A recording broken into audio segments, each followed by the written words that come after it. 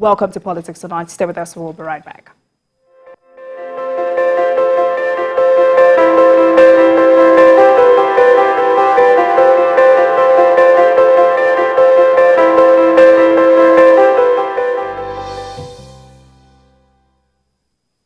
Welcome back to the program.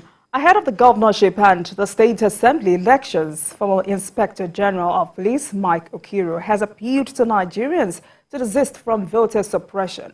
Okiro, who made this call while addressing newsmen in Lagos, condemned intimidation of voters on ethnic and religious grounds. Detail in this report. March 18th is another day with history. Voters will be going out to elect those to run the affairs of their state for the next 4 years. Former police boss Michael Okiro cautioned that intimidation should be discouraged. The Constitution guarantees the freedom to reside in any part of the country without molestation. Stipulates the freedom to vote and be voted for any part of the country. Nigeria belongs to all.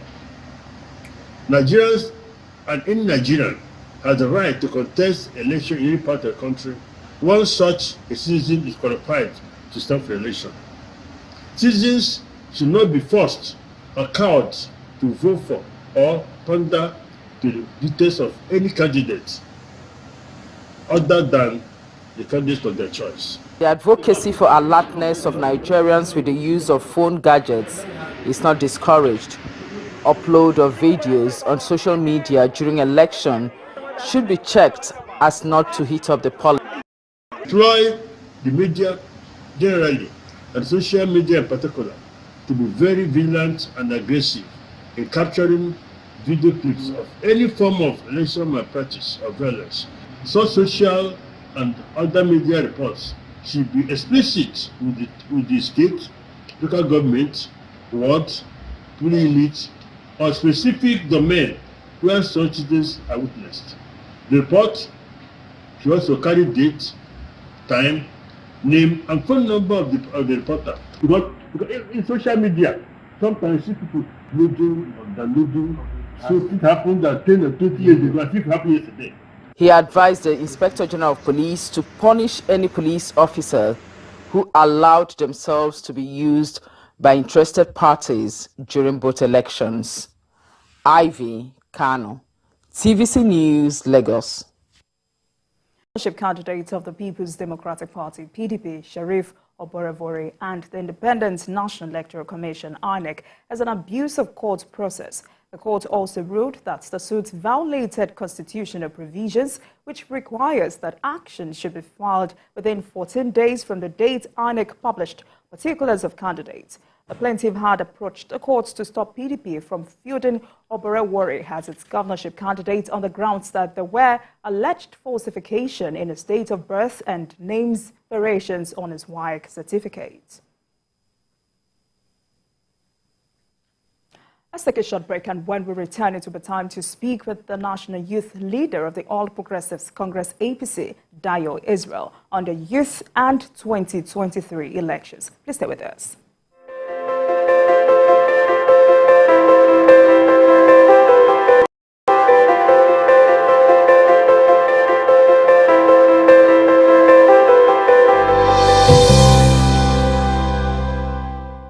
Welcome back. You're still watching Politics Tonight, digging beyond the headlines. And now to our interview with the guest of the day. I am now joined by the national youth leader of the All Progressives Congress APC, Dayo Israel. He served as a board member of the Lagos State Universal Basic Education Board and a legislative aide in the National Assembly. Thank you very much for joining us, Mr. Israel. Thank you for having me tonight. Good evening. Good evening to you. Now, let me start by congratulating you on APC's victory in the presidential election. How would you describe it?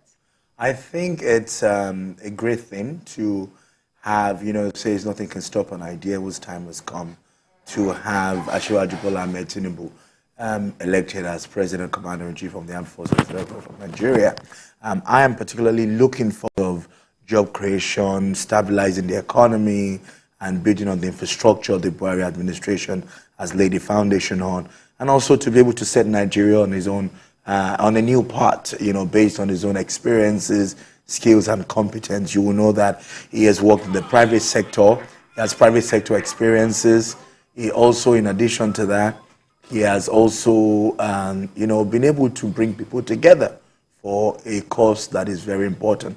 In addition to that, Asiwaju Bola Ahmed Tinubu has the track record of, generating revenue that is put towards the best use of the citizens of Nigeria. And so I know that I'm literally giving Nigerian personally 6 months. It is my expectation that, I know by the grace of God, even in Asiwaju's first 6 months, Nigeria will know that, Lagos, because the kind of product that we produce here, with all due respect to other parts of Nigeria as well, you can see what we've had, the kind of governance and development that we've had here. So I'm really excited. I'm excited for the youth of Nigeria. I'm excited because there's going to be a lot of more innovation. Asiwaju has promised he's going to engage more young people. He's going to not just work for us, but work with us. I know that a section of young people in the society have doubts about his capacity, but I can't wait for them to see him in action. And I know that they will change their mind and they're going to be grateful to God that we have an Asiwaju presidency. I know the fears and concerns that a lot of young people have, but I can tell you that Asiwaju is going to be a president for all, and is also going to be a president with impact, visible impact, and action and result. All right, as the national youth leader of the APC, I would like to know, did the election go as you had expected across the country, or were there some parts where you were shocked? I wouldn't say that, I was shocked. It's democracy and it's politics. Yes, and there were areas I believe that we could have done better. What areas? So in terms of my party, in terms of result, I had thought that, for example, we would, win some particular state. But unfortunately, even though we didn't win, we also didn't do bad. For example, there's been much ado about, how we didn't win Lagos, for example. But 10,000 difference, of course, yes, if this was a governorship election, we would have lost. But the fact that we were still able to get 570,000 people to vote for us is also, it reaffirms a bit, Nigerians also still believe, Lagosians still believe in our party. But of course, largely across the country, the election went peacefully. There were pockets of issues in different places. But I believe that, as a growing democracy, we will become better and stronger. Each election comes with its own innovation, its own growth level. The election of 2015, the election this time around, has brought in more technology and more perfection than we had in 2015. So I think that we're a growing democracy.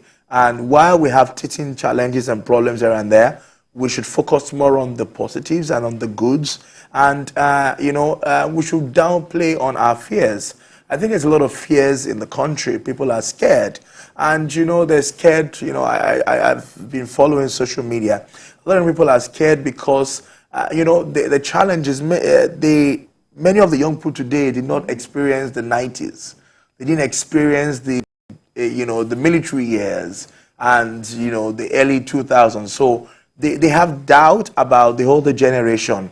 But the reality is that there were people like Asiwaju who paid the dues for the democracy that we enjoy today. And they've shown capacity over the years. And I think that young people in Nigeria should have no fear about Asiwaju's genuine intention to create jobs, to fight poverty, to tackle inequality. I sit down with him as a young person and I look at his track record. He believes in young people a lot, the people around him, the team that he's been able to raise. And if you also look at, some of his programs, he's invested in young people. I remember many years ago in 2012, 2014, he wasn't even on the ballot or anything. And he was supporting the African Young Entrepreneur, by my friend Somi Smart Francis, investing in young startups, financing and supporting NGOs. He supported the creative industry, supported the sport industry. And so many of those, he also has a chance of identifying great talent. And I am just excited. I'm also hopeful that it would bring that kind of leadership that would stimulate, the economy and the society. I just want to call on young Nigerians to have faith in the Bola Tinubu administration, to have hope in the Bola Tinubu administration. I know that you have genuine fears about the kind of Nigeria that we want. We all want a better Nigeria. We want a Nigeria that works for everyone. We want a Nigeria where we're not harassed. We want a Nigeria where we're not attacked, by law enforcement officers that should protect us. We want an end to police brutality. We want jobs when we come out of university, like our parents did when they were even offered job before they even graduate. But we've gone through so many years of military pain and hardship, and now we're in a democracy. Foundations have been built, and I can tell you that the Asiwaju Bola Ahmed Tinubu, the president-elect, has the interests of young people at heart. Let's give him a chance. Let's be positive about this administration. We've made our voice known. In the recent election, we have shown that the young people of this country will not take nonsense. It's within your right to do that. And, you deserve a Nigeria that works. And I believe that the message has been heard. And I have no doubt that Asiwaju Bola Ahmed Tinubu is going to work day and night to ensure that you and I enjoy a Nigeria that we can be proud of, where our children would be proud to hold the Nigerian passport. So I want to call on young Nigerians. This country is going to work for us all. Let's have faith in this administration. Let's rally around the new administration, the new elected representative, either whatever party they've been elected from. Let's all come together. Election is behind us, in particular the presidential. It's time to build a nation where peace and justice shall reign. So let's give the Bola Tinubu administration a benefit of doubt. Let's give him a chance to show what has been known of. Look at his antecedent in Lagos, bringing together the best set of team, even improving the quality of lives of the people of Lagos. And setting up leadership that over the years has continued to, make Lagos a 21st century mega city. Forget all the noise on social media and all the hype.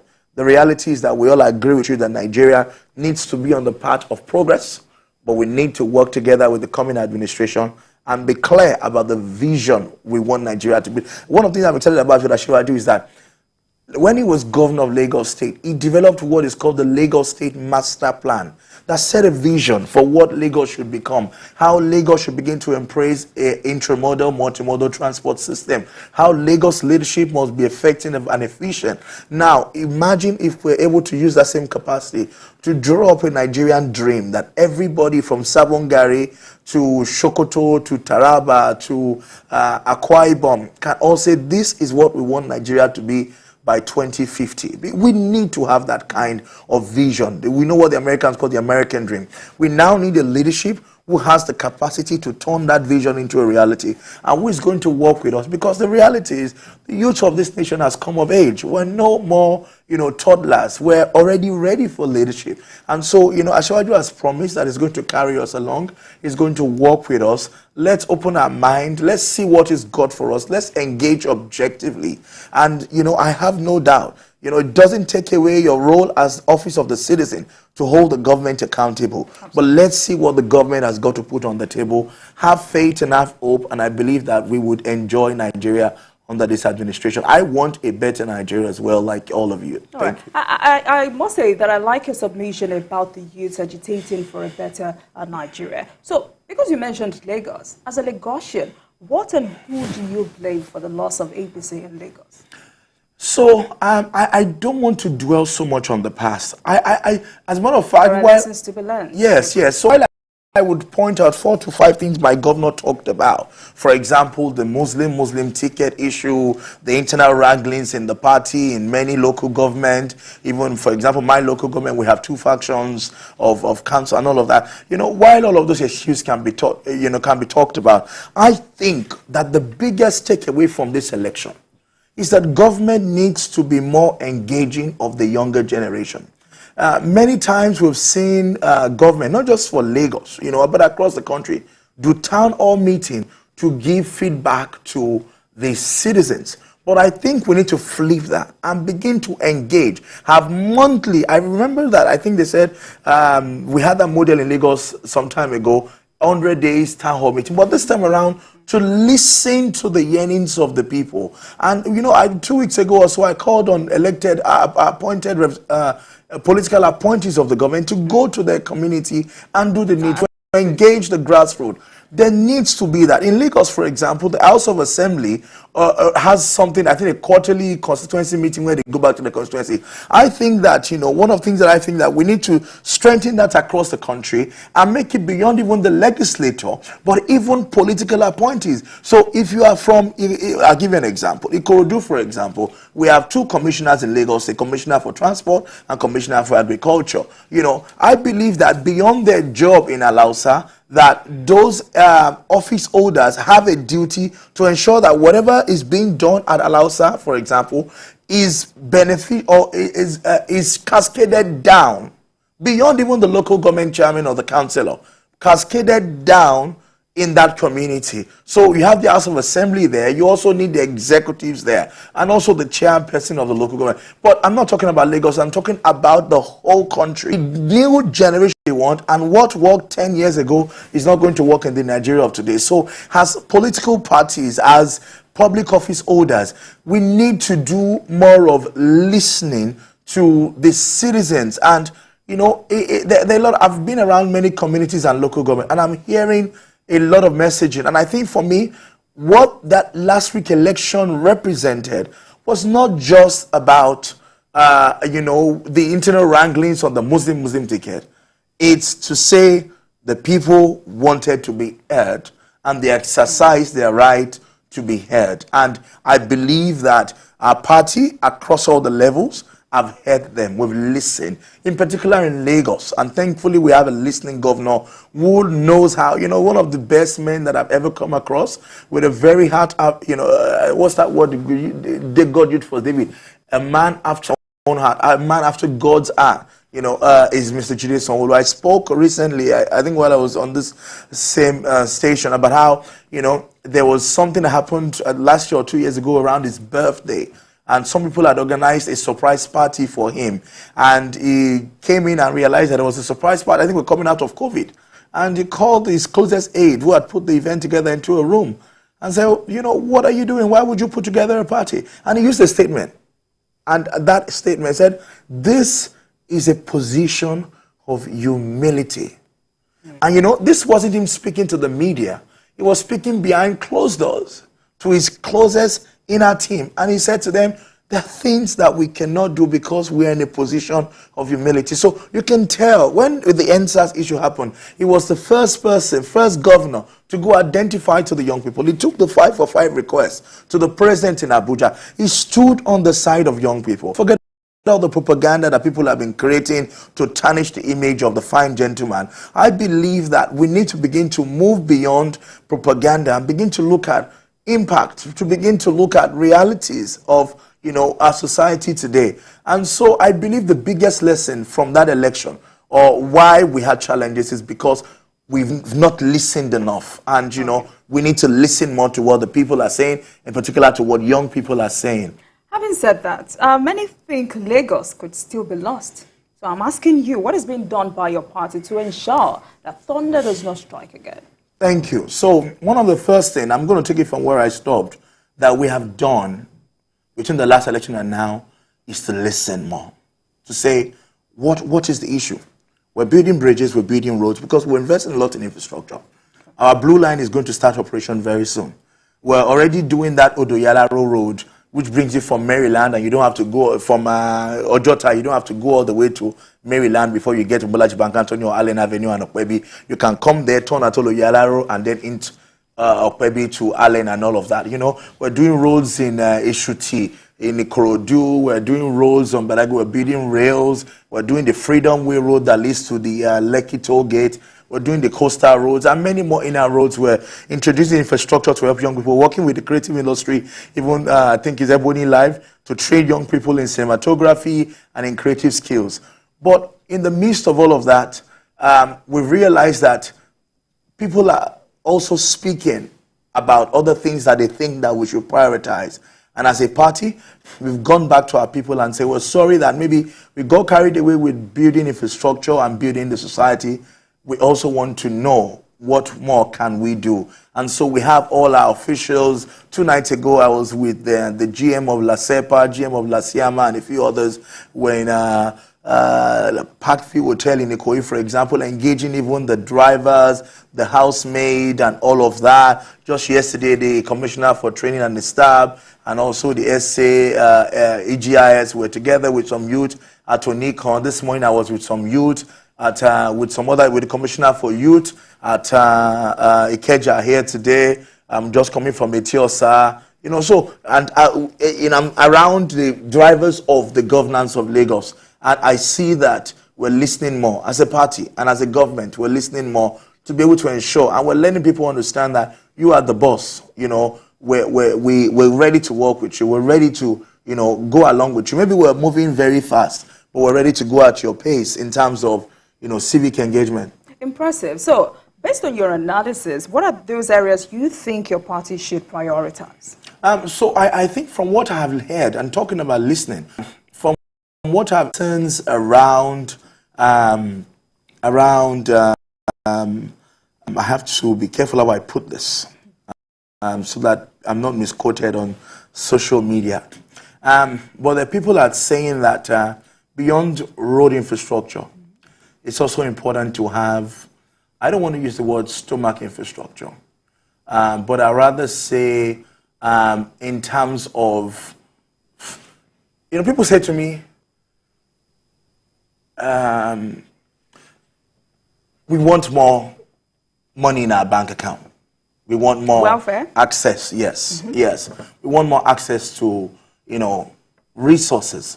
You would agree with me that in the last few weeks, our people have had to go through unimaginable challenges in acquiring, even 10,000 naira in cash. And it's not because they don't have. Many of them have money, but they just cannot even access the money that they have. And remember, Asiwaju Bola Ahmed Tinubu was the first person who stood against the recoloring of the naira and how it is impacting on the Nigerian people. There are many ways to skin a cow, and if you wanted to stop vote buying, there are other ways to do that than withdrawing all the money from the country when we have less to give back into the country. And so people want, people are complaining we can't buy food, and it's not because we don't have money in our account, but because we need to be able to access our resource and our funding. And I think that was a major challenge, and people are still going through it. I was also in my bank this morning. I wanted 10,000 naira, and they couldn't give me. I don't even mind old notes, and that's the reality. All right. So I think people want access to livelihood. They want to be able to buy fuel into their car. They want to be able to, send their children to school. And talking about school, I think that, one of the things that is also good is that the Sanwo-Olu administration has invested a lot in education. For example, we have a program called EcoExcel. And what we've done with EcoExcel is to digitize teaching and learning in Lagos and to change classroom culture. So I'll give you an example. A child in Badagry is captured in our EcoExcel platform and data. And so if that child moves into Badore in Ekpe, all they have to do is to move that child's data and information to the new school. But all the record is digitalized. The lectures he attended, the classes he mixed, the exam he did, the result is now captured. And so that first is good for our MEC, which is Educational Management Information System. But that's not the big thing about EcoExcel. It's the fact that children now have an opportunity in Lagos Public Primary School for collaborative learning. And even the classroom culture, you don't beat a child in a public primary school. It's not acceptable anymore under our new EcoExcel program. So you ask the child a question, and it says 2 plus 2, and it says 4, and you say, good job you. It's good job me. The child says good job me. So they're taught to also have self-affirmation. In the morning when if the child misses the question, you say incorrect. And if he gets the question, you give the child a strike point, which every classroom in Lagos now has that board where you can give your strike point. You also give a point to the row where the child is sitting and all of that. Those are kind of information. And I'm saying all our 1,017 public primary schools in Lagos already have this. We've trained over 20,000 teachers in Lagos State in how to teach digitally and how to be able to embrace the new classroom culture. Our children every morning in every public primary school in Lagos sings, I am special, look at me, you will see someone very special because it's me. So you're building a generation of confident young people. You're building a new generation of young people who are going to be, ambitious, who are going to be aspirational. I think that is the biggest result from the investment Mr. Jide Sanwo-Olu is making in the educational sector. And I think that if you can put children first, which was one of the output of the Global Movement for Children campaign by Nelson Mandela, if you fight poverty and put children first, I'm talking about fighting poverty, we also feel that children want a day with the homegrown school feeding program. Also, of course, the Lagos State government also has other programs through which they support young people with meals. But, let me wrap up with this on the Eco-Excel program. It's the fact that, in the classroom now, our young people are more confident. Public primary schools, and they can compete with children even in private schools. Go and look at some of the competition that they participated in and cups that they have brought back home because of that investment in education. I think that there's nothing we can do as much as Lagos State Enterprise Trust Fund program, for example, has put a lot of resources into young entrepreneurs. The challenge, though, is that a lot of people that I also found out, from my engagement with people, I'm talking about listening, is that many people in the grassroots have said, oh, we were not aware of this program. Oh, we didn't know that something like this existed. And so we've also listened to all of that. And we're going to do more in ensuring that, we're communicating government programs and intervention more effectively and intentionally to the people in the grassroots. Because the Sanwo-Olu administration has done a lot. I think the challenge we have is that less people have been able to embrace these opportunities. Look at, for example, the lag ride program. Thousands of vehicles have been released, through the lag ride, for like Uber, the Lagos Ride program, but a lot of young people in different communities are saying to me, oh, we didn't know that this even existed. So we're going to take that feedback back and go and see how do we intentionally ensure that, we create more jobs through this lag attention to the grassroots. All right, Mr. Israel, definitely we're still going to have more conversation about the Nigerian youth and the 2023 elections, but let's take this break and I'll be right back. Please stay with us.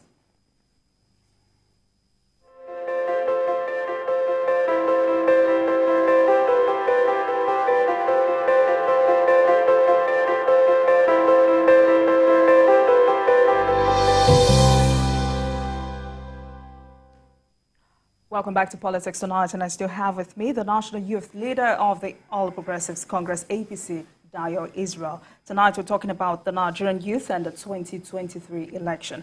All right, Mr. Israel, so let's go back to the presidential election. The PDP and the Labour Party have gone to court to challenge the result. How do you feel about this? I think that that's one of the beauties of democracy.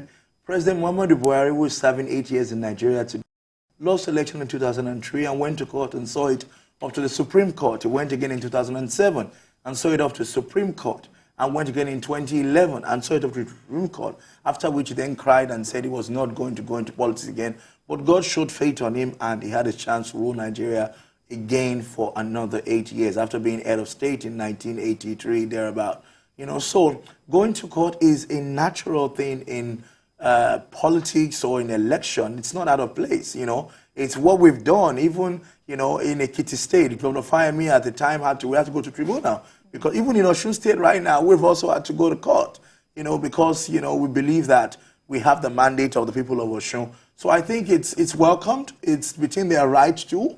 The outcome of that is what I cannot guarantee, because I know that the people of Nigeria are excited about our Asiwaju presidency. But it's within their right to go to court, to exhaust every legal means to what, they believe is their mandate. But it's interesting how two parties believe that they won the election.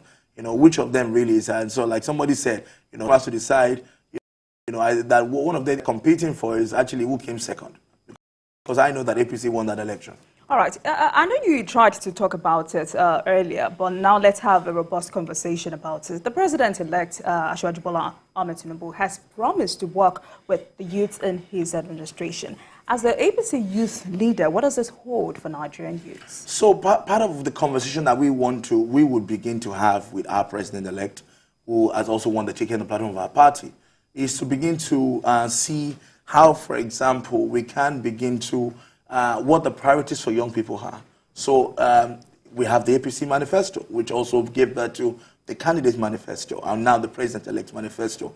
And so as young people of the party, we want to begin to push the interests of young people with the president-elect. So, for example, we're going to start even youth participation, and that youth participation is going to be reflected in, how much young people are being carried along, even in the process leading to inauguration, We're also going to be engaging, for example, on how young people are going to be carried along in the administration.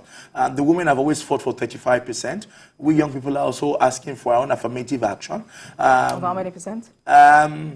Where I'll keep that internally for now, Okay. because it's also at a early stage of a conversation around that. We've had those conversations before here, and we've been promised that young people will be carried along.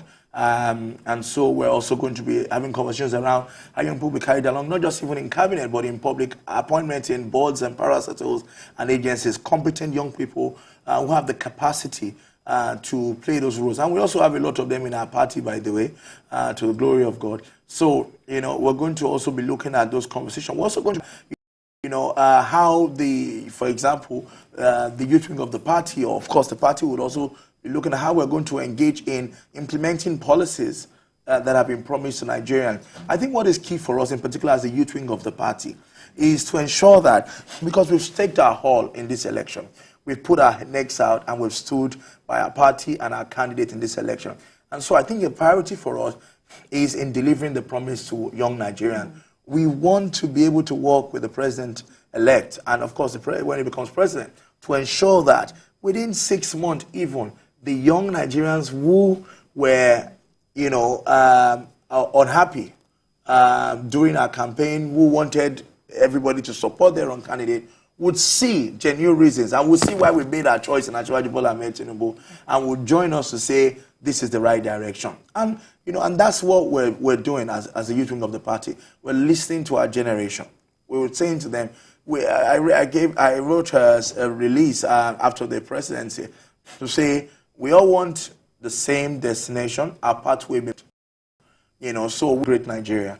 We want a greater Nigeria. We just have different pathways. You want your own party and your candidate. We believe that the fastest way to get there is a man who already has experience, who has capacity, and who has, the ability to bring people together. Because you can't run a one-man show in leadership. You need a team. You need people. And one person that has a capacity to magnetize people and to, identify skills and talent, for a good assignment. I call him a project manager. Is Asiwaju Bola Ahmed Tinubu. I think the importance for us is we want to be able to, work with him to ensure that, his policies for job creation, for exploring opportunities in the agribusiness sector, and also in the creative industry, and in particular, in the digital economy. We want to ensure that we also, work with him to leverage on that. Because the digital economy is very important. People are doing e-commerce, they're doing e-marketing, they're doing business. We know that Asiwaju is not a president who will entertain police brutality on young people because they have a laptop. That will not happen under a Bola Tinubu administration by the grace of the Almighty. He understands the power of digital and information technology. We've seen that in what's happening even in Lagos here. We have, for example, innovation centers in Lagos. There's a lot of investment and support to the tech industry. We believe that will grow under Asiwaju Bola Ahmed Tinubu. He's always been so in addition to being a progressive who believes in also welfare state, is also a upwardly forward-thinking person who, like I said, exposed. He's lived abroad, so that comes with his own benefit of international exposure. He's done a lot of PPPs because of that exposure when he came back to Nigeria even today. So people have learned from that. So we believe that we begin to look at how do we even reach a lot on the digital economy. How do we help startups to be able to grow, innovators? How do we build more accelerators and incubators across the country? How do we ensure that we can create more jobs, not just in the public sector, but in the private sector, creating an enabling environment for young people who have vision and ideas to be able to receive funding for their vision and ideas and turn that into reality, and thus creating jobs themselves, becoming an employer of labor. That is going to be a priority in this coming administration, and that's what we in the youth wing of the party is going to be working with our candidate to achieve. Because for us, we hear the cries of our young Nigerians. The concern is we want Nigeria to be more open. We want to feel the same experience that people in Canada, Toronto, Canada, in Ontario, in London, in New York. You want that experience. It's been, about 22 years, coming out of the military regime, I believe, 22 years. And so we want another accelerated progress. And I believe that's what Ashwaji is going to offer us. All right. This is Nigeria's, let's get back to talking about the general elections. This is Nigeria's 7th consecutive general election since its return to democracy. The February 25 election witnessed great participation by the youth. You also talked about that. Will you say that they are beginning to show greater interest in governance in the country? You know, Plato says that if you refuse to join politics or to get involved in politics, you're going to be ruled by your inferiors. And so, as young Nigerians, we watch what happens all over the world. We see things happen on movies, in entertainment, you know, we see things happening online. We see how people live in America. People go on holiday in Dubai and they come back and they see, you know, how things are done in different climes. And so it's natural for them to be hungry.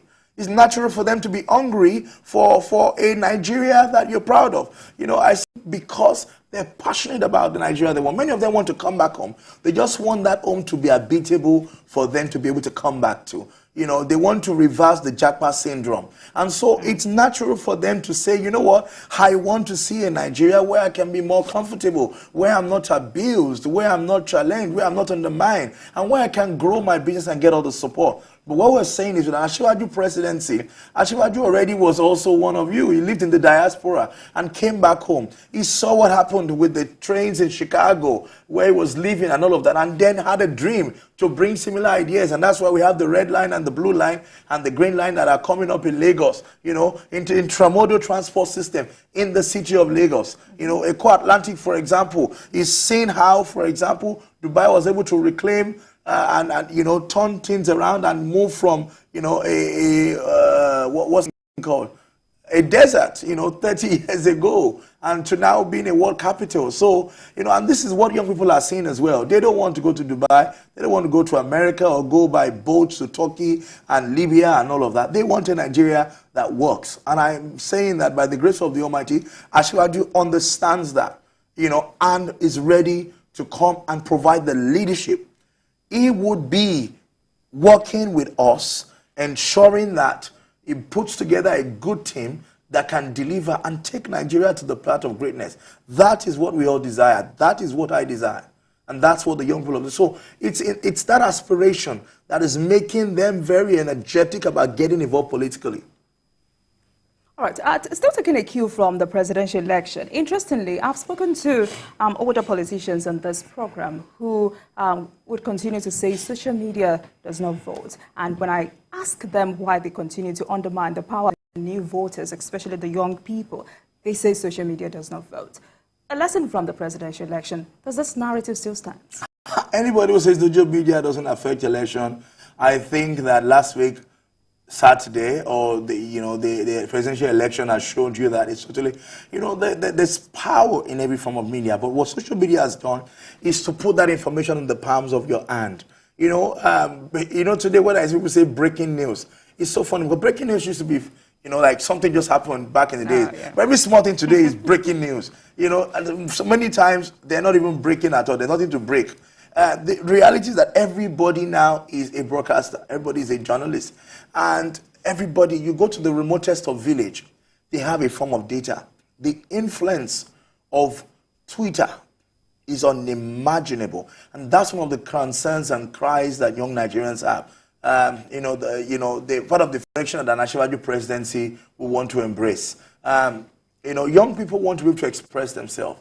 They communicate effectively. Of course, social media has been abused. Social media, if you look at, some certain young Nigerians today, on social media, they take the liberty of being faceless to call you names, to insult you, to do anything, to attack you. That is the wrong use of social media. But the social media, properly used in the right way, is a very strong tool for civic engagement. It's a very strong tool for even inspiration, for providing leadership, and for communicating and connecting. The social media is a major actor. As a matter of fact, in this last election, the social media played a key role in even how, candidates were being perceived, in how, in public relations, in branding, in marketing. The social media is a key tool that we must never undermine. And any government who refuses to engage at the level of the social media is setting itself up for failure. All right, I get your analysis, but I need to correct a notion that anyone has a phone, has a page on any social media does not make them. But that's sorry, what they. hold on. Yes. Does not make him or her a broadcaster. Yes, yes. All right, that's taken. Now, some youths won elections into the National Assembly. How will you describe the outcome in terms of youth representation? So we've got a good numbers, and I would also praise our party for many of those who came from our party, because one of the first things that I did when I got elected as national leader of the party was to go to the NWC and go and fight for 50% discount on nomination forms for everybody under the age of 40, which we consider youth by our party constitution. And so, that enabled a lot of young people to buy form and contest in the election. In the first time in the history of our party, I was able to secure 50% nomination. But talking about that, I think other parties also adopted similar initiatives and strategies, and we're able to have more young people, because the future is now. And, we need to begin to get involved in decision-making on issues that affect us, in particular at the level of the House of Representatives. It's the house full of energy, the younger generation. And so it's interesting that we have, good number of young people who are going into the House. And I look forward to having them, impact the country with their ideas, with their skills, with their energy that we possess as young people. They're going to bring in breath of fresh air into the system. And the good thing about young people is that we're very energetic, we're very boisterous. And, but that comes with a lot of, if channeled appropriately, comes with a lot of benefit. Well, I see that you have a huge task ahead of you, and as the national leader of the APC, the ruling party, what more do you think the youth need to do to take leadership of this country? I think we also need to understand the power of service and the importance of service. The Yoruba has a proverb that says, Ojo tabagun kola manga. And so you need to understand that you need to begin to expose yourself early. You need to begin to serve early. It's not one day you want to, first time in politics, you want to go and contest for presidency of your country. You need to begin to first, even, have experience. Go and volunteer and intern in your state legislature. Go and volunteer on a campaign. People did that with Obama. Even Obama himself was a community mobilizer, and started gradually, and then went for a state assembly in Chicago, I believe it was, and went for the Senate, and then became president. And so you need to begin to invest. I always say to people, if you want to be great at 30, you've got to begin at 13. So we need to begin to also expose our young people. And that's why I love what Asiwaju Bola Ahmed Tinubu did. He created a program called the One Day Governor Program. Privileged to be one of those that was one day Commissioner for Information in Lagos State. And it was also true that I got a scholarship from Asiwaju to go study law at London Metropolitan University. And so it's always giving young people an opportunity to, taste leadership and governance. And hope that would inspire them by being one day governor or one day commissioner to become something great in life, or to want to become, Bill Clinton said he dreamt of becoming a president when the former president came to his own school and to shake his hands and, greet the student, and he looked at him and said, one day he wants to become a president. So you get a chance to be one day governor. You never know, maybe Asiwaju will introduce the one day president program when he gets to Aso Rock by the grace of the Almighty. So young people need to begin to also build their capacity. You need to invest in yourself. You need to begin to, to volunteer. I started my NGO when I was 8, General Action Against the Violation of Human and Children's Rights, in 1998, thereabout. I was involved in the 1 million man march with Olisa Agbakoba, Gani Fawemi. Around 1999, December, I was at Urilos in Creek Road. Gani Fawemi was there for Dr. Femi Falan. I went in my school uniform, started volunteering with UNICEF since 1997. Started getting involved in, that led me in 2001 to represent Nigeria at the United Nations General Assembly Special Session on Children in New York, and, many other in the World Water Forum in Japan and all of that kind of thing. Get involved early. Volunteer, be part of your NGOs, be part of support groups in your school, clubs and societies. It's important to build your capacity over the years so that when the time is right and the opportunity presents itself, you're ready to be able to take leadership. But, many of us, we need to get our act right.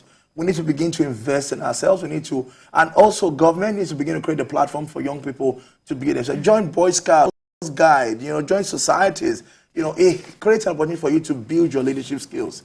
And then you can begin to, look at how do you, take leadership. But one thing that I must also say that is very important is that we also need to begin to be intentional about leadership at the local government level. As a country, We need to begin to expose young people with skills and capacities to begin to even, start off at local government level as councillors, as chairpersons, and all of that, so that they can also get the prerequisite experience in public service, as special advisors, special assistants, and all of that kind of thing. All right, because the APC lost some key states like Lagos, Kano, Kaduna, and others, many analysts feel, or rather believe, that the APC candidates and members did not campaign enough, hence the loss in February. How would you react to that?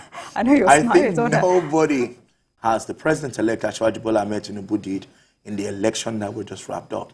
He was in 36 states, and in some state, he was there as much as 5 times. In some state, he will go there for town hall. I'm talking about other APC candidates, not Asiwaju this time around. Okay, so, yes, the reality is that, everybody campaigns at their own level. Everybody campaigns and invests in their own level. Like I said, more can be done. Yes, I've also heard that in some places, in some communities, people are concerned that, they have not seen their candidate and all of that. But I believe that that message has resonated a lot among particular people who are running for House of Assemblies, and people are doing more to go out. Because it's important that you engage the citizens and your audience. You cannot represent the people that you don't engage. And so the lessons and the message have been heard, and I've seen a lot of candidates across the country. Even me that I'm not a candidate, I went to 33 states of Nigeria campaigning for Asiwaju. I remember I flew to Gombe. I drove from Gombe to Taraba. I did about 2 days in Taraba. I drove from Taraba to Benue. I did another 2-3 days in Benue. I drove from Benue to Kogi. I did another 2-3 days in Kogi. I drove from Kogi to Niger. I went around the country, the 33 states. I went to 33 states specifically for Asiwaju. I've gone to the 36 states, but specifically for campaigning for Asiwaju, I went to 33 states. All right. Now that the governorship and state assembly elections have been postponed, what impacts do you think this will have on the polity and your preparations? And also, is this a postponement a blessing in disguise? It is. For me, I believe it is a blessing in disguise, because it gives us more time to be able to engage, more time to listen, more time to interact, more time to go around. I'm excited particularly. I've been campaigning for my governor. That happened this morning, currently in the hospital. I know the governor is doing a lot to be able to provide succor and support to all of them. And I pray that God will heal them speedily and give them grace to be able to survive the accident. And as a result of that, the governor has asked that we take 2 or 3 days to mourn and all of that. But as soon as that is over, you get a chance to also engage more people and to interact with more people and to energize our base and to connect with the people that are going to vote for us. So I think it's a blessing in disguise. It gives us more time to reach more people. That one thing that's also important, in particular for us in Lagos, is that we had 2 big assignments. We had to push and work for a presidency. For the first time, Lagos has produced a president. We're going to say that produced Chief Eneshoneko, Chief Olusegun Obasanjo. Lagos has never produced a president until now. So a lot of attention from Lagos was focused on ensuring that we do the big win, because it's in our benefit. With our man at the center. This man has pushed for a lot of things when he was governor in Lagos State that had not been approved. Now he's the one at the center. He himself that is advocating. So that's ceteris paribus also become equal. So we finished that. We needed a lot of time to canvass for Sellable. As well as I said, I'm moving that name from Sellable to Capable, Mr. Capable. And so it gives us time now to focus on Mr. Capable and ensure that we can deliver the win for him on Saturday. All right. Asiwaju Bola Ahmed Tinubu is the president-elect. And as one of his mentees, what kind of president or what kind of a president do you think he will be? I believe that it will be a compassionate president. Asiwaju is a grassroots man. It would also be a president who can make things happen. Don't forget, he's a politician. And so he understands how to negotiate, how to get things done, how to, get the win, how to make things happen. Look at it, 2 days ago, he was already with Tony Elumelu, sitting down to have a conversation. I'm sure part of that conversation is how do we create jobs? You've done a lot of work through the Tony Elumelu Foundation in investing in startups. How can we scale this up? How can we ensure that we can get more young people and more startups to be empowered and trained and their capacity built? So Asiwaju is a man who can stoop to conquer, who can go to meet everybody, do positive deals to ensure that the people's interests are protected. So I'm looking forward to a president that is going to be firm, because I know Asiwaju is a man of his own mind. You know, it's not pushed around by anybody. He knows what is right, and is confident to do that. At the same time, he's also going to be a man that leaves a lasting legacy. You're a young man in politics. How would you describe your involvement in politics? And two, what's your party? I believe you're from Koshofe local No, I'm from Lagos mainland local Lagos government. mainland. Okay, so what's Don't your mind party people who said I'm message? from Koshofe. What's your party message for your constituency, the youths especially? Right now, I'm not a mainlander. I'm a Nigerian, because I'm the national leader of the party. So I'm the leader in Kotangora. As a matter of fact, I have 8 traditional titles, working in Matasa, Tunga, Tauraro, Gusau. So I'm a full Nigerian, not just Lagos, mainland, or Koshofe.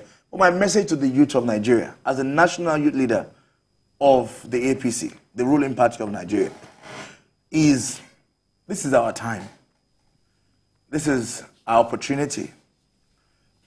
But I'm going to ask you to rally around our president-elect, Asiwaju Bola Ahmed Tinubu. Let's work with him collectively. Let's unite and let's stop all the fights and insults and barrage of abuse on social media, and ensure that we unite behind this man and give him a chance and help him to achieve greatness for Nigeria. And I want to encourage you to believe in yourself, to keep dreaming, to never give up, to know that in you lies the seeds of greatness, and you can be whatever you want to be. It's not just about the government around you, but by you, you have to make a decision to be great. And there's greatness inside of you. Thank you, and God bless you. All right, I've been speaking with the National Youth Leader of the All Progressives Congress, APC, Dayo Israel, and we critically looked into Nigerian youths and the 2023 election. And I must thank you for coming on the program tonight, and we do hope we'll look forward to having more conversation with you. Thank you for coming. And thank you for watching. That marks the end of today's episode of Politics Tonight. I am Olajumoke Olataji. Goodbye.